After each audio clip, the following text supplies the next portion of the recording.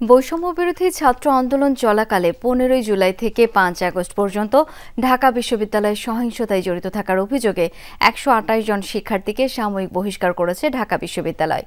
সোমবার সিন্ডিকেটের এক জরুরি সভায় এই সিদ্ধান্তের কথা জানিয়েছেন বিশ্ববিদ্যালয়ের রেজিস্ট্রার মুন্সি শামসুদ্দিন আহমেদ।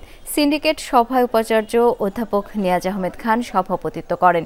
বৈঠকের পর সিন্ডিকেট সদস্য ও ঢাকা বিশ্ববিদ্যালয়ের প্রক্টর সহযোগী অধ্যাপক সাইফুদ্দিন আহমেদ সাংবাদিকদের বলেন, সাময়িক বরখাস্ত হওয়া 128 জনের বিষয়ে চূড়ান্ত ব্যবস্থা নেয়ার জন্য রসায়ন বিভাগের অধ্যাপক তাজমেরি এস ইসলামকে প্রধান করে একটি তদন্ত কমিটি করা হয়েছে।